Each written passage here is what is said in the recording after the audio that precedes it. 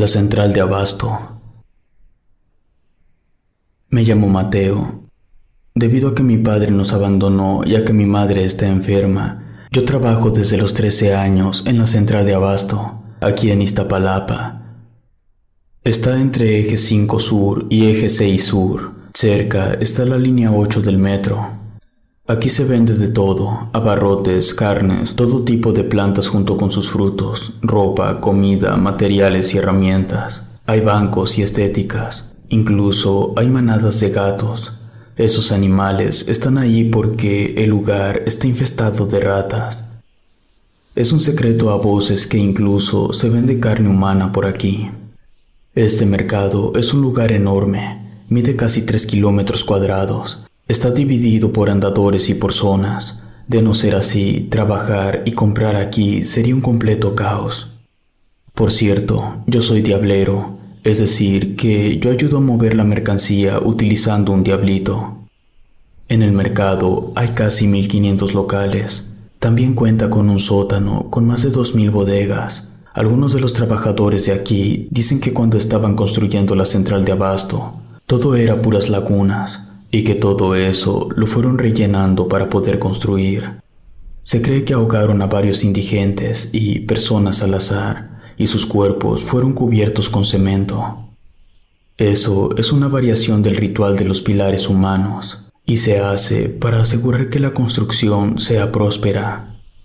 Esa historia me la contó mi mejor amigo, que era un bodeguero llamado Emiliano. Fue gracias a él que pude entrar de diablero. El horario aquí es de 10 de la noche a 6 de la tarde. No todos los establecimientos están abiertos toda la noche, pero hay algunos que sí. Don Diego, que era el dueño de los 2 locales donde yo trabajaba, no tenía abierto durante la noche, pero abría muy temprano, demasiado. No me daba tiempo de llegar antes de que abriera en la mañana, casi de madrugada. Así que don Diego me permitía dormir en una de sus bodegas. Yo solo iba a mi casa en mi día de descanso, que era después de cobrar. Compraba todo para que mis hermanos no tuvieran necesidad de salir en la semana. Mi amigo Emiliano tenía la mala costumbre de contarme historias de terror que ocurrían en las bodegas del mercado. Él sabía que yo me quedaba a dormir ahí abajo, por eso me contaba las historias. También tenía una amiga, se llamaba Sofía. Ella era más o menos de mi edad. Yo le ganaba por unos cuantos meses. Ella se paseaba por todo el lugar con un carrito de supermercado donde llevaba cocas, tortas y tacos. Sofía formaba parte de un grupo de muchachas. No tenían un nombre como tal, pero todos las conocíamos como las chicas de los carritos. Mi amiga me contaba que de vez en cuando le tocaba trabajar en la madrugada, y ella también me decía que por las noches en las bodegas pasaban cosas extrañas. Por ejemplo, se podía escuchar un gran animal pasearse por los corredores. Algunos creían que podía tratarse de una rata gigante o algo así. También me decía que había varias bodegas que estaban cerradas con ladrillos y cemento, y que nadie sabía por qué ni qué había dentro de ellas. Emiliano y Sofía habían comentado más de una vez que los cargadores y bodegueros de los corredores F y G hablaban del fantasma de un tal Don Jaime. Decían que ese señor había sido un diablero por casi 40 años. Todos y cada uno de los días que trabajó en el mercado fue al altar de la Virgen a rezarle. Nunca le faltó.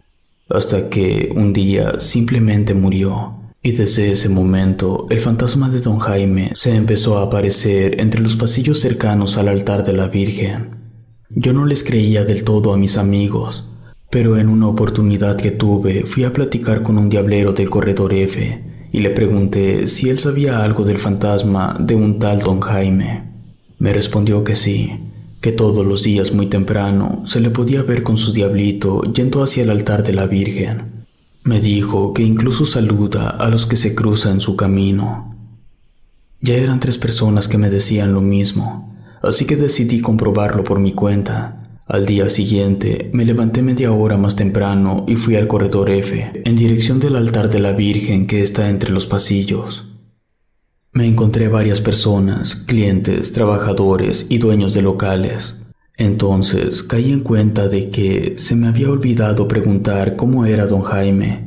Yo no tenía idea. Si me lo topaba, no me daría cuenta. Así que iba de regreso cuando me crucé con un diablero. Se veía de unos 60 años. Me saludó muy amable y siguió su camino. Me dio curiosidad y solo para no quedarme con la duda, seguí a ese señor a la distancia. Fue directo al altar de la Virgen. Dejó su diablito a un lado, se persignó y luego se fue. Dio la vuelta al final del pasillo. Me fui detrás de él, pero cuando yo di la vuelta, el señor había desaparecido. Lo del fantasma de don Jaime era verdad. Se lo conté a Emiliano y a Sofía. Entonces me quedé pensando que si eso del fantasma había resultado ser verdad, posiblemente las historias que me contaban del sótano y las bodegas también eran reales, incluyendo lo del animal gigante que se paseaba por los corredores. Pero comprobar lo que ocurría ahí abajo durante la madrugada me daba miedo, porque los pasillos del sótano que conectan las bodegas son lúgubres. Durante 2 semanas me estuve mentalizando para poder atreverme a andar caminando en los pasillos del sótano durante la madrugada. Una noche me decidí a hacerlo. Cerraron los locales del señor Diego. Bajé a la bodega donde duermo. Ahí cené un taco y luego salí. Cuando apenas iba a llegar al final del pasillo, una niña pasó corriendo. Me asusté y volví al interior de la bodega en menos de 1 segundo. Sentía el corazón en la garganta. Batallé para poder dormir. Al día siguiente le conté mi experiencia a Emiliano y a Sofía. Estaban impresionados. Ya habían escuchado hablar de que una niña se aparecía, pero ninguno de los dos la había visto antes. Tenía demasiada curiosidad, pero también miedo. Así que le dije a Emiliano que una noche que tuviera oportunidad se quedara conmigo, para los dos salir a explorar los pasillos del sótano. Dijo que se le complicaba, porque todo su tiempo libre lo aprovechaba para estar con su novia, pero ella iba a salir de vacaciones con su familia en 20 días. Dijo que llegando a esa fecha podría quedarse una noche. Llegó el día. El local donde trabajaba Emiliano cerró primero que los del señor Diego. Entonces mi amigo llegó y me ayudó en lo que se llegaba la hora de cerrar los 2 locales. Un par de horas después, ya estábamos cenando dentro de la bodega donde yo me quedaba. Emiliano me preguntó si yo estaba completamente seguro de querer salir a explorar. Me aclaró que el lugar era un laberinto y que si se nos agotaba la batería de las linternas, nos quedaríamos en la oscuridad y nos perderíamos. Y que si eso sucedía, estaríamos a la merced de las criaturas que deambulan entre los pasillos. Todo eso sonaba muy mal, pero sentí que Emiliano estaba exagerando para asustarme. Yo le dije que sí, que yo quería comprobar todo con mis propios ojos. Él me palmeó y me dijo que estaba sorprendido de mi valentía. También me dijo que saldríamos hasta la medianoche para hacerlo más interesante. En cuanto dieron las 12, salimos de la bodega y empezamos a caminar. Yo solo iba siguiendo a Emiliano. Él parecía conocer un poco los pasillos. Estuvimos dando vueltas como por 20 minutos, hasta que encontramos una pared de ladrillos. Ahí había una puerta abierta. Eso nos llamó bastante la atención. Primero volteamos a todos lados para estar seguros que nadie fuera a sorprendernos, y luego nos fuimos acercando poco a poco a esa puerta. Lo único que alcanzábamos a iluminar con ambas linternas era una escalera que bajaba. No podíamos ver el final de la escalera. A Emiliano se le ocurrió gritar, preguntando si había alguien dentro. El eco era tremendo. Para nuestra sorpresa, sí hubo una respuesta. Nosotros esperábamos escuchar una voz, pero no. Solo se escuchó como si alguien con la boca tapada se estuviera quejando. También se escuchó un leve rugido. Era un sonido de un animal. Eso pintaba muy mal. Yo le dije a mi amigo que nos fuéramos ya, que era una pésima idea estar ahí. Él quería entrar. Decía que posiblemente abajo había una persona amarrada y que debíamos ayudarla. Yo me negué y cuando Emiliano bajó el primer escalón, yo di un paso hacia atrás. Él estaba decidido a bajar. Le pedí que no lo hiciera, pero no me escuchó y siguió bajando las escaleras. Yo me quedé ahí parado sin saber qué hacer. Tenía ganas de salir corriendo, pero no quería dejar a mi amigo. Entonces se escucharon voces y pasos que se estaban acercando por alguno de los pasillos. Yo rápidamente me alejé de la puerta y apagué mi linterna para no ser descubierto. Llegaron dos tipos. Llevaban a una muchacha con la cara tapada y las manos atadas.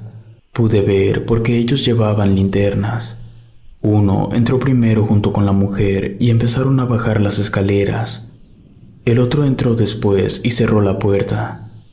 Algo muy malo estaba pasando ahí y mi amigo ahora estaba metido en todo ese asunto. Me quedé ahí rezando para que mi amigo saliera, pero a los pocos minutos lo escuché gritar. Su voz era desgarradora, pero su grito se ahogó rápidamente. Me alejé de ahí a toda velocidad, pero ni siquiera sabía cómo regresar a la bodega donde debería haberme quedado. Luego de unos 5 minutos me encontré con gente. Eran trabajadores que estaban almacenando la mercancía que les había llegado en un tráiler. Ellos notaron que yo estaba agitado y me preguntaron qué había pasado. No podía comentar nada de lo que había visto porque no sabía quién más podría estar involucrado. Lo que dije fue que yo estaba caminando cuando escuché un grito tan espantoso que me hizo correr, y que también había escuchado el rugido de un animal. Uno de los trabajadores se rió y me dijo que no me preocupara, que eso era normal, que así gritaban los fantasmas cuando se daban cuenta que estaban muertos, y que en cuanto al rugido, seguramente se trataba de la rata gigante. Les dije que, como había corrido sin prestar atención, ahora no sabía cómo regresar a la bodega donde me estaba quedando. El trabajador que se había reído me dijo que él me acompañaría. En el camino le pregunté por qué decía que el grito que yo había escuchado era el de un fantasma. Él me dijo que su madre era adoradora de la Santa Muerte, tenía su altar, y que su madre, por una cantidad de dinero, ayudaba a las almas en pena a cruzar al otro mundo. Pero para que pudiera ayudarlos, primero tenían que darse cuenta de que estaban muertos, y gritaban cuando eso ocurría. Llegamos a la bodega. El trabajador se retiró y yo entré. Me fue imposible dormir. Lo bueno que al día siguiente era mi descanso. Consideré en no volver a trabajar en la central de abasto, porque no pasaría mucho tiempo antes de que empezaran a hacer preguntas sobre Emiliano. Pero tampoco podía simplemente dejar el trabajo. Yo era la única fuente que mi familia tenía para sobrevivir, así que todo el día de mi descanso me estuve mentalizando sobre las posibles preguntas que me pudieran hacer. Volví al trabajo, todo estuvo normal. Hubo quien se dio cuenta de la ausencia de Emiliano, pero no hubo preguntas. El siguiente día, martes, era su descanso, así que fue normal no verlo. El tercer día quizá podría entenderse que se había ido de copas, pero el cuarto día comenzaron las preguntas. La última persona con la que lo vieron platicar fue conmigo. Yo me deslindé diciendo que me había comentado que a lo mejor se iba de viaje junto con la familia de su novia, y todos creyeron esa explicación. Todo se complicó cuando la novia regresó de vacaciones y fue a buscar a Emiliano ahí a la central de abasto. Ella no había sabido nada de él desde que se fue. Las preguntas se volvieron a centrar en mí, incluyendo a la novia. Yo sostuve mi mentira. La novia me pidió que le dijera si Emiliano tenía otra y si se había ido con ella. Le dije que no, que quizá le había pasado algo malo. La novia se puso en contacto con la familia de Emiliano. Él no era de la Ciudad de México, sino del estado de Hidalgo. La familia tampoco sabía nada. Se dio aviso a las autoridades, pero las investigaciones nunca llegaron a ninguna parte, ni cuerpo, ni nada. La desaparición de Emiliano quedó como un caso más de tantos que ocurren a diario en la zona. Yo también fingí que nada había pasado. Era lo mejor para mí. Al bajar las escaleras, él tomó su decisión, y eso tuvo consecuencias. Pasaron los meses y en una ocasión le pedí a Sofía que me hiciera compañía en la noche. Estábamos en lo nuestro cuando se escucharon unas fuertes pisadas afuera. Intentamos ignorar ese sonido, pero luego hubo un rugido. Sofía me dijo que eso tenía que ser la rata gigante, que ella quería verla. A mí no me quedaban ganas de volver a pasearme por los oscuros corredores, pero no podía quedar como un cobarde. Así que agarré la linterna y salimos a investigar. No sabíamos cómo dar con el animal, pero podíamos escucharlo a lo lejos, así que teníamos noción de hacia dónde ir. Empezamos a caminar despacio. Yo fui poniendo mucha atención en cada corredor que dábamos vuelta para poder regresar corriendo en caso de alguna emergencia. Nos estábamos acercando porque cada vez podíamos escuchar más cerca al animal, y mientras más cerca yo me ponía más nervioso, pero Sofía no. Nada más de ver su cara me daba cuenta que ella estaba muy emocionada. Luego de un buen rato, al dar vuelta en un corredor, gracias a la linterna, alcanzamos a ver una cola enorme que estaba dando vuelta al final de ese corredor. Ahí estaba el animal. Estábamos a escasos 20 metros de él. Sofía apuró el paso y la alcancé. Nos recargamos en la pared, guardamos absoluto silencio y entonces asomé la cabeza para saber si el animal estaba ahí o si se había dado la vuelta en otro corredor. Ahí estaba, pero no era una rata gigante, era un reptil. Parecía un perro, pero estaba cubierto de escamas y su cola era muy larga. Además, era de color negro. Me escondí rápido detrás de la pared. Sofía, con voz baja, me preguntó si ahí estaba el animal. Moví la cabeza, dándole a entender que sí, pero con los ojos le hice saber que no era una buena idea estar ahí. Ella me preguntó qué era lo que yo había visto. Le dije que era un reptil y que teníamos que irnos de inmediato. Sofía confió en lo que yo estaba diciendo y volvimos a la bodega. Desde esa noche no volví a quedarme a dormir en el sótano del mercado. Prefiero gastar para llegar a tiempo desde mi casa al trabajo que arriesgarme a que algo malo me pueda pasar. Pasaron los años y un día simplemente dejé de ver a Sofía. Lo último que supe de ella fue que iba a trabajar de noche ahí en la central de abasto. Si te gustó esta historia, suscríbete activando la campanita para que no te pierdas lo mejor de Rede. Gracias por escucharnos. Relato escrito y adaptado por Ramiro Contreras.